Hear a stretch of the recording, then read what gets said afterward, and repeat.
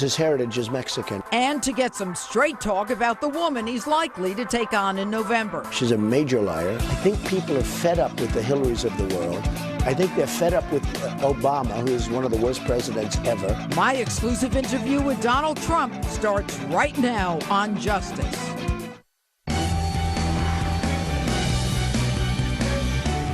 Hello and welcome to Justice. I'm Judge Jeanine Pirro. Thanks for being with us tonight. Well, he's defied the pundits, the prognosticators, and the critics. And although we're over a month away from the Republican National Convention, Donald Trump has already won the delegates needed to be the grand old party's nominee for President of the United States.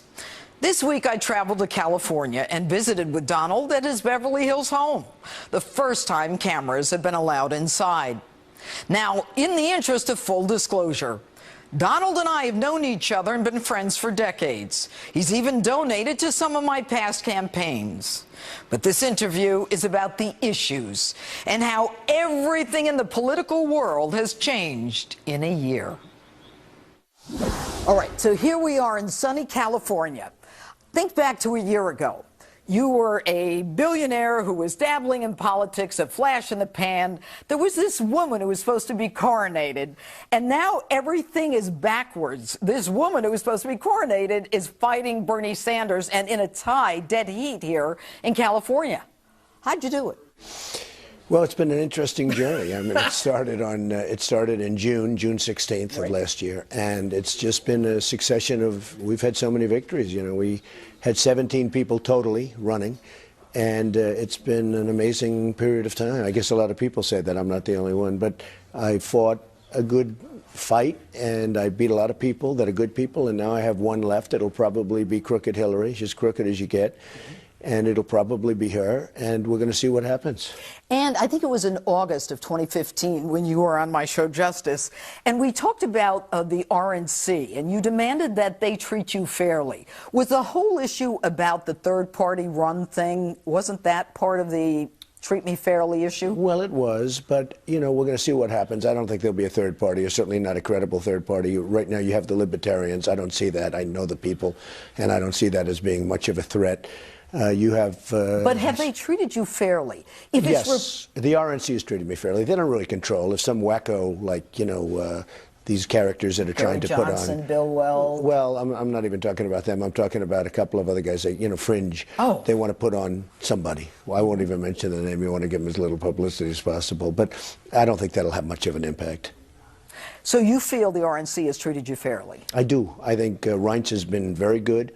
I think that, you know, it's not easy. Don't forget, he was looking at 18, and actually it was probably at the highest point, 18 people. Mm-hmm. And they were governors and they were senators. Not everybody agrees with everything I'm doing. I want the wall. I want certain things to happen. A lot of people agree with me. You know, the interesting thing, Jeanine, is that I've gotten right now more votes than anybody in the history of the Republican Party. So I went through the process. We did well in Iowa, and then after that it was just a succession of victories with New Hampshire and South Carolina, everywhere.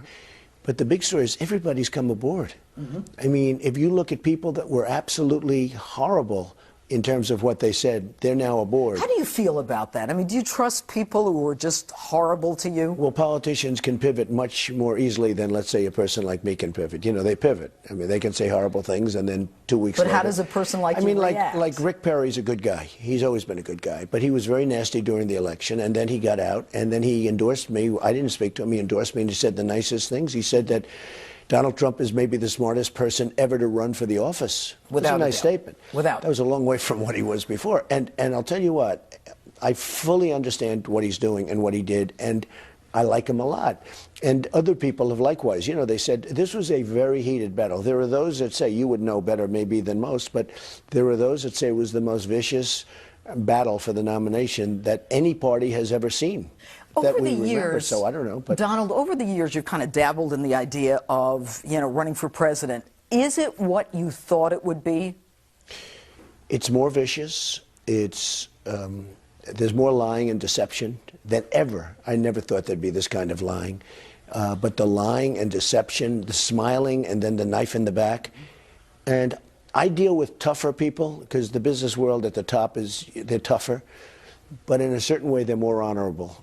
the deceit and the disgusting media, because the media is very dishonest. Not all of it, of course, but so much of it is dishonest. The Washington Post is very, very dishonest. Well, and I want to get to that, but you know, you have been the most accessible candidate in history in terms of the press, and yet you believe that many of them are not treating you fairly. Are you now going to limit your accessibility? No. Look, I will say this. There are some that are really bad. Washington Post is really dishonest. Really, really dishonest. Why are they so much against you? Because they think that I, frankly, you want to know the truth, is the person that bought it has a big stake in Amazon, and Amazon's not paying taxes, and I've said openly that they should be paying taxes, and they're also destroying the retail industry throughout the country. I don't care about that, other than it's not a good thing to happen to our country, and I've said it. And they're going to be a monopoly. You look at the department stores, what's happening to them. They're going down the drain because Amazon is becoming a monopoly. And they know, and he bought that as a tool for himself, like a lobbyist. But the Washington Post has 22 reporters on me. There's never a good story. I mean, you know, I could win by the biggest margins in history, and they'll say Donald Trump should have done better. Well, they are a very dishonest group. New York Times is very dishonest. I mean, New York Times is a very dishonest newspaper. I would say the Washington Post is worse. But I'm not talking about they're unfair. I'm talking they're purely dishonest. Things that they know. I mean, as an example, I raised for veterans almost $6 million. And I think more will be coming in, but I raised almost $6 million. I thought that was a positive story. I mean, I paid a lot of it out early, but some came in, and we had to vet the situation. Okay, instead of a positive story, think of it. I raised almost it was $5.6 million. I think more is going to come in. Sure. But I gave to many, many groups. You saw me reading the list. Yes. 100,000 here, 250,000, 1 million to one group. Why were you so agitated that day? Because I thought I was treated very unfairly. When you raise, I never thought this is a possibility that could be a bad story. That was a terrible story for me. They said, oh, we should have given the money out faster. I get up to make a speech. I say, let's raise some money for the vets. I didn't have any obligation to do it. I get up, I make a speech. I say, let's get some money. I have one friend in the audience. He's a rich guy. He gave $1 million. I have another one that gave, Carl Icahn, gave $500,000. We had great people. They gave money. Ike Perlmutter gave money. But in the end, you won, Donald. No. You think it's a bad story. But I get treated unfairly. Now, I think, here's the good news. I have a speaker that gets, you know, I can fight back a little bit, okay? It's very tough to fight the press when it's very dishonest, but I have a speaker that I can fight back. I think the people, I've had so many letters from the vets and calls to my office and emails and everything you can imagine, tweets. I mean, the tweeting has become a big thing. I will say, I have had so many tweets and Facebook where the vets are thanking me so much for what I did. But here's the thing. When you raise $5.6 million and you're excoriated by these people, why wasn't it given fast enough? Why wasn't this? Why wasn't not like you're not running for president? Well, first of all, I had no obligation even to do it. Honestly, from a PR standpoint, I would have been much better if I never did anything, if I never gave all those groups. I gave many, I don't even know how many, but many groups, great groups. I gave them money, a lot of money, you know, more money than they've probably seen. Well, look, they wake up and they get a check for $100,000. Another one gets a check for $250,000. And instead of being treated nicely, I was treated badly. So, do you to me, that's think unfair. You can go like this and just say, I'm going to just... Yes, I do. When I'm wrong, I tell you, I can take criticism better than any human being. You can, and I want to talk about that. I was on an airplane with you, your plane. I'll bet it was 15 years ago.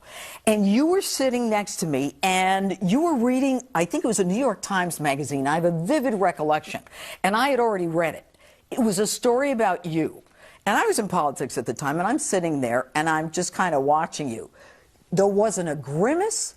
Your brow didn't move. It didn't change your temperament. How'd you get so tough? Well, it's not a question of tough. When I am wrong and they write about it, I can take that better than anybody. I agree with them. I have no problem. But when they write falsely, they write so many false things, and you understand that because I know you did the political thing, and I know you even went against Hillary for a period of time. Yeah, a few weeks. She's a major liar. They talk about foreign policy that Donald Trump wants Japan to get a nukes nuke immediately. I don't want that. I want Japan to pay us because we're protecting them. And if they don't pay us, you have to be prepared to walk. And if you walk, they're going to arm. Now, how they're going to arm, that's going to be up to them. But I never say Japan should nuke. But it's so falsely But what Hillary is saying about you is that you're a loose cannon. The world order is going to change. You're a fraud. You're a scam. Is she picking up your way of handling campaigning? She's trying to. And she's tweeting? Trying to pick it up. But look, Hillary is incompetent.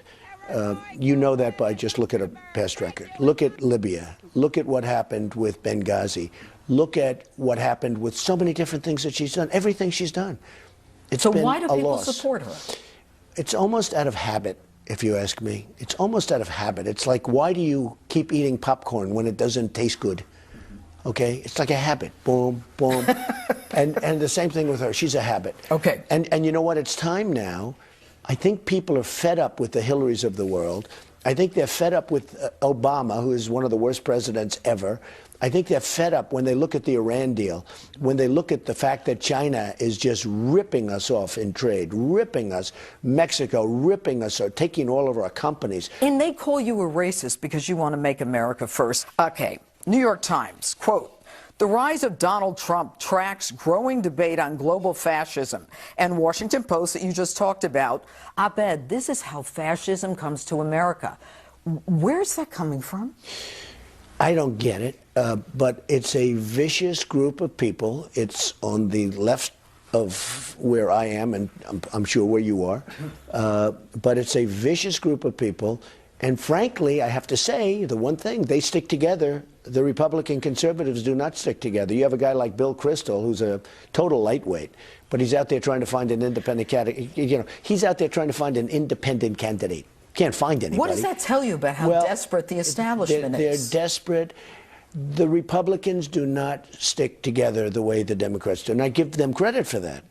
I give them credit for that. You look, I mean, even Bernie and Hillary, they're running, but it's a much friendlier battle, certainly, than we had as battles. You know, he doesn't want to talk as much about the emails, although now he's starting to talk about it. She's got a real problem. Look, that's a criminal problem that she's got. She's got a real problem. So, you know, she can talk all she wants, but if the administration is honest, there's no way she can run. Well, look at Petraeus. I mean, he had to pay the price, but okay, for doing much less. It's been said that you are in a movement that people are speaking through you. How is it that a blue blood New York Ivy Leaguer with a silver tongue, it captures the loyalty, the imagination of the working class? Well, it's been an amazing process, and I understand it. I understood it a long time ago, and people are talking about it. They're saying, here's this guy who lives on Fifth Avenue, and he's really rich, and he you know. But when I was a young guy, my father built houses in Brooklyn and Queens, and I would go to those building sites, and I'd work with the men. In that case, it was always men. I mean, today it's men and women. You hired but I went, and I was one of the first people to do that, to hire women. And I got no credit for it, but these are, you know, minor details. What are you going to do? But I was literally in the construction industry. I was literally the first. Okay. So I would work with these people, and I would get along with them great. I loved them. They were tough. They'd fight at lunchtime. I mean, they'd have fist fights over something. But I got along with them great. And for some reason, I mean, I honestly like them much better than the rich people. It's very interesting. And the rich people know it. Why? I don't know. I think they're more real. There's less phoniness. But, you know, you can call them blue collar, you can call them, they're like they're workers. Well, yeah. They're workers. And by the way, some of them are very successful people, and they become very successful because, you know, it is a movement, but it's a movement of everybody. What is the movement? It's a movement of people that are tired of seeing stupid decisions made in our country that are destroying our country, where our companies are leaving, our jobs, our people are being fired, where people haven't had a pay. When you talk about blue collar, they haven't had a pay increase in 18 years, an effective pay increase in 18 years. It's a group of people that are tired of stupidity. It's a group of people that want common sense, and they want to win again. We don't win anymore. We don't win with our military. We can't beat ISIS. More to come. Next, I asked